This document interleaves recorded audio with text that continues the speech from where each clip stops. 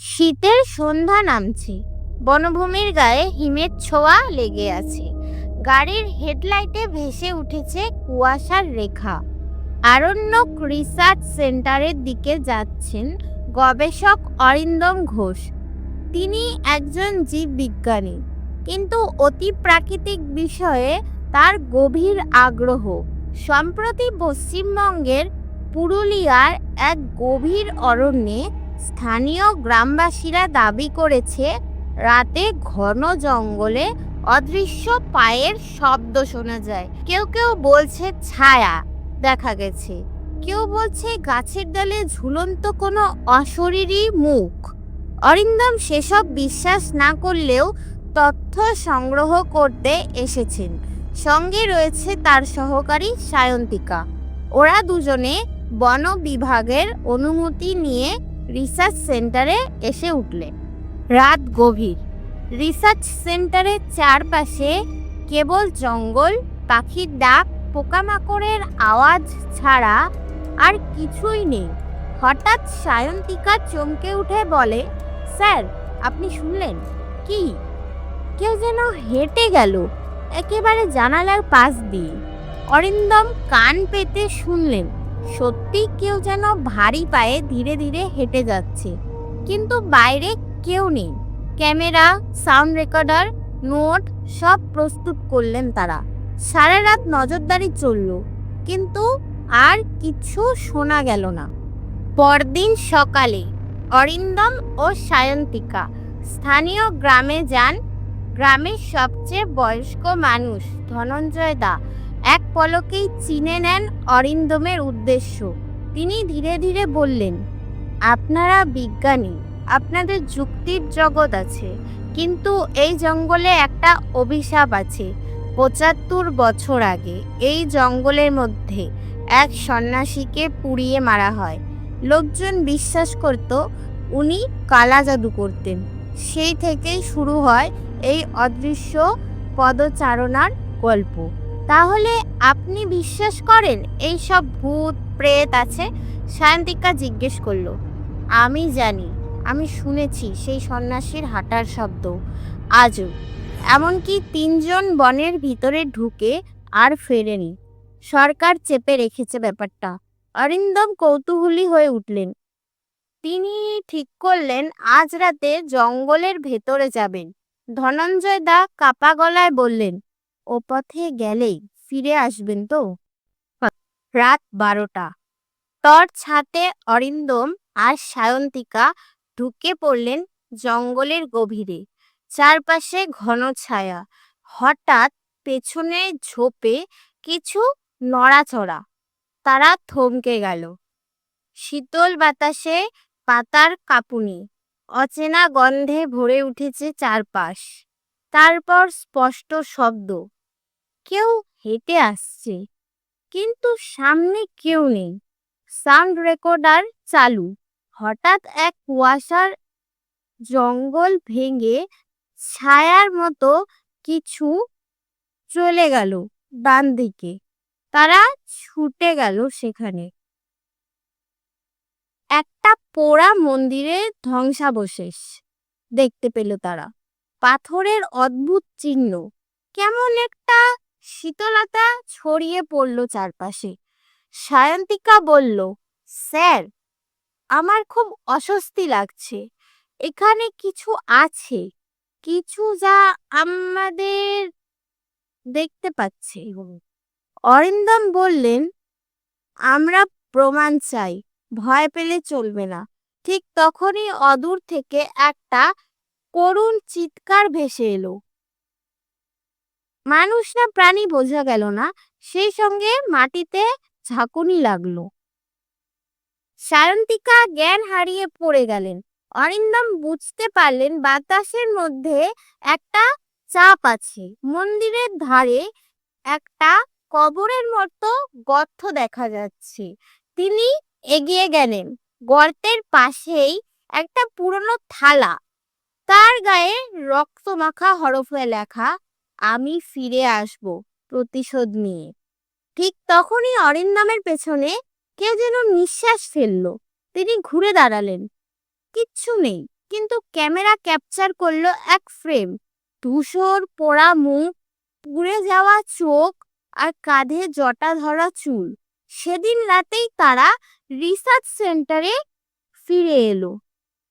সায়ন্তিকা সুস্থ হলো কয়েকদিন পর, কিন্তু তার স্বপ্নে এখনো সেই পোড়া মুখ আসে। অরিন্দম সেই ভিডিও, অডিও ও ডেটা সরকারের কাছে জমা দিলেও সেটা অদৃশ্য হয়ে গেল ফাইল থেকে। মিডিয়ার কখনো কিছু জানানো হলো না। তবে একটা কথা আজও বনবিভাগের রেকর্ডে রয়ে গেছে। সেই অরণ্যে এখনো রাতে পায়ের শব্দ শোনা যায়। মন্দিরের ছায়ায় দাঁড়িয়ে থাকে কেউ, যাকে দেখা যায় না, শুধু অনুভব করা যায়। 1 মাস কেটে গেছে সেই রাতের পর। অরিন্দম এখন পাহাড়ি অঞ্চলে নিঃসঙ্গ জীবন কাটাচ্ছেন, আর সায়ন্তিকা ফিরে গেছে শহরে। কিন্তু শান্তি নেই কারো। সায়ন্তিকা প্রায়ই রাতে ঘুম থেকে লাফিয়ে ওঠে। প্রতিবার একই স্বপ্ন, পোড়া মন্দিরের ধারে দাঁড়িয়ে থাকা সেই আগুনে পোড়া মুখ, আর তার গলা থেকে বেরিয়ে আসে ফিসফিসে শব্দ, তুমি তো এখনো বাইরে আছো, এবার তোমার পালা। অন্যদিকে অরিন্দম হঠাৎ একদিন সকালে নিজের দরজার সামনে একটি পাথরের থালা খুঁজে পান, একদম সেই রকম যেমনটি তারা দেখেছিল জঙ্গলের গায়ে লেখা, ফিরে এসো নয়তো সে আসবে। সায়ন্তিকা ছুটে যায় অরিন্দমের কাছে, তাকে বোঝায়, স্যার, আমরা কিছু না কিছু খুলে ফেলেছি, ওকে জাগিয়ে তুলেছি, এখন পালানোর উপায় নেই। অরিন্দম দীর্ঘশ্বাস ফেলে বলেন, হ্যাঁ, আমি জানি, আমি স্বপ্নে দেখেছি সেই পোড়া মুখ আবার দাঁড়িয়ে আছে মন্দিরের সামনে, আর পেছনে একদল অদৃশ্য ছায়া। তারা সিদ্ধান্ত নেন শেষবারের মতো সেই অরণ্যে ফিরবেন। এবার সঙ্গে নেন একটি ইএমএফ ডিটেক্টর, সাউন্ড ট্র্যাকার এবং একটি তাপমাত্রা সেন্সর, অতি প্রাকৃতিক চিহ্ন ধরার জন্য। রাত 11টা, জঙ্গলের ভিতরে পৌঁছয় তারা। এবার যেন জঙ্গলে আরো বেশি নীরব। বাতাসে ভেসে আসে পুড়ে যাওয়া কাঠের গন্ধ, এবং ইএমএফ মিটার অস্বাভাবিক মাত্রায় উঠতে থাকে। সাউন্ড রেকর্ডারে ভেসে আসে একটি ফিসফিসে আওয়াজ, তোরা ফিরলি, এবার তোরাও পড়বি। তারা এগিয়ে যায় সেই পোড়া মন্দিরের ধ্বংসাবশেষের দিকে। হঠাৎ মাটি কেঁপে ওঠে। মন্দিরের সামনে পড়ে থাকা এক পাথরের ফাঁক দিয়ে সরে যায় কিছু ধুলো। নিচে দেখা যায় একটা অন্ধকার সুড়ঙ্গ, এক গহ্বর, যা আগে তারা দেখেনি। অরিন্দম বলে, এই গহ্বরের ভিতরেই আছে সেই আসল রহস্য। সেই আত্মা এখনো পুরোপুরি মুক্ত নয়, আর কিছু চায়।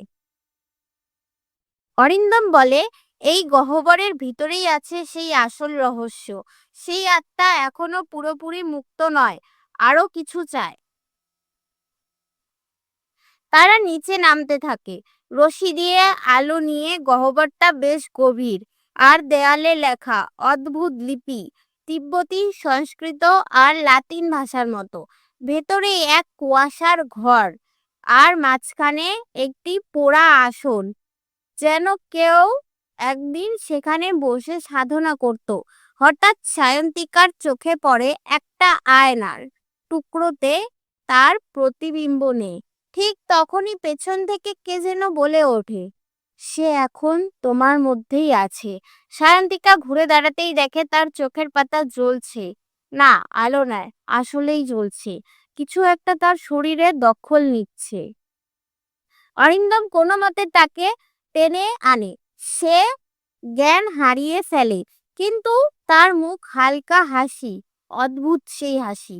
রাত কাটে কোনো মতে। সকালে গ্রামের লোকজন এসে বলে, কাল রাতে জঙ্গলের ধারে এক বৃদ্ধ সন্ন্যাসীকে নাকি দেখা গেছে সাদা চাদরে, কিন্তু পা ছিল না। অরিন্দম বুঝে যান প্রতিশোধ শুরু হয়েছে। সন্ন্যাসী এখন মুক্ত, আর সে খুঁজে নিচ্ছে একের পর এক দেহ বেঁচে থাকার জন্য। শেষ দৃশ্যে দেখা যায় সায়ন্তিকা শহরে ফিরে এসেছে। ক্যাফেতে বসে চা খাচ্ছে। হঠাৎ সে আয়নায় নিজের চোখের দিকে তাকায় এবং ধীরে ধীরে তার চোখ রক্ত বলে, আপনি বেঁচে আছেন?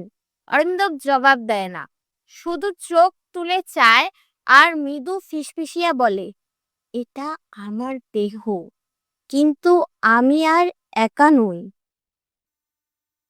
শেষ দৃশ্যে শহরে ৩ জায়গায় একযোগে আগুন লাগে। ৩ জন মানুষ নিখোঁজ। সায়ন্তিকা তখন আয়নার সামনে দাঁড়িয়ে চোখ বন্ধ করে বলছে, সে এখন মুক্ত। পরবর্তী বেছে নেবে কে জানে, হয়তো তুমি। রাত ৩টা। শহরের ৩ কোণে ৩টি বাড়ি আগুনে জ্বলছে। ৩ জন নিখোঁজ। ৩ জনই একসময় জড়িত ছিল অরিন্দমের গবেষণার সঙ্গে। রুদ্রজিৎ থানায় বসে সেই আগুনের ছবি দেখে। হঠাৎ ডেস্কের ওপর রাখা একটি আয়না নিজে থেকেই ফেটে যায়। ভেতর থেকে ভেসে আসে ফিসফিসে এক কণ্ঠস্বর, শেষ ছায়া জন্মেছে, এবার শুরু শেষের। সায়ন্তিকা আর এখন সম্পূর্ণ মানুষ নেই। তার শরীরে সেই অভিশপ্ত সন্ন্যাসীর আত্মা বাসা বেঁধেছে। সে আয়নার সামনে দাঁড়িয়ে বলে, এই আয়নাটা এখন আর শুধু প্রতিবিম্ব দেখায় না, এটা দরজা অন্য এক শহরের, ছায়ার শহর, যেখানে আলো ঢুকতে পারে না। পেছন থেকে ভেসে আসে এক কণ্ঠস্বর, অরিন্দম। অরিন্দম বলে, তুমি জানো না কি খুলে ফেলেছ। শেষ ছায়া মানে তুমি নিজেই তাকে বাস্তবে নিয়ে আসছো। রুদ্রজিৎ নিজের ঘরে রাখা একটি পুরনো আয়নায় হঠাৎ নিজেকে দেখতে পান না। আয়নার মধ্যে অন্য এক শহর দেখা যায়। অন্ধকার, রক্তমাখা দেয়াল, গলির মধ্যে ছায়া, ছায়া চেহারা ঘুরে বেড়াচ্ছে। সেই শহরের মাঝে একটি বিশাল পোড়া দরজা। সেখানে লেখা, তিনের রক্ত, চতুর্থের দেহ, তাহলেই আমি হব পূর্ণ। রুদ্রজিৎ বুঝতে পারেন সেই চতুর্থ। রুদ্রজিৎ, অরিন্দম ও সায়ন্তিকা ৩ জনের মুখোমুখি সংঘর্ষ ঘটে আয়নার ভেতরেই সেই ছায়ার শহরে। সায়ন্তিকার চোখ পূর্ণ রক্তবর্ণ, কণ্ঠ একেবারে অন্য মানুষের। সে বলে, তোদের কেউ বাঁচাতে পারবি না। এই আয়নাটা এবার সবকিছু গিলে ফেলবে, আমি পূর্ণ হব। অরিন্দম তার হাতে থাকা সেই পোড়া থালাটা ভেঙে ফেলেন, যার গায়ে ছিল অভিশপ্ত বাণী। সঙ্গে সঙ্গে চারিদিক কেঁপে ওঠে, ছায়াগুলো চিৎকার করতে করতে গলে যায়। কিন্তু সায়ন্তিকা হঠাৎ ছুটে এসে অরিন্দমকে জড়িয়ে ধরে বলে, সে ফিসফিসিয়া বলে, আমাকে শেষ করে দাও, না হলে সে ফিরবেই। অরিন্দম কান্না চেপে রেখে ছায়া ভাঙা শ্লোক পড়ে। আলো ঝলকে ওঠে আর সব অন্ধকার থেমে যায়। সকালে রুদ্রজিৎ চোখ খুলে দেখে সে আয়নার সামনে দাঁড়িয়ে একা। অরিন্দম আর নেই, সায়ন্তিকা নেই, কিন্তু আয়নার কোণে সে দেখে এক ফ্রেমে দাঁড়িয়ে আছে তারা ২ জন, হাসছে, আর তাদের পিছনে এক ছায়া, ঠিক তার পেছনেই। শেষ ছায়া কখনো শেষ হয় না, শুধুই রূপ বদলায়।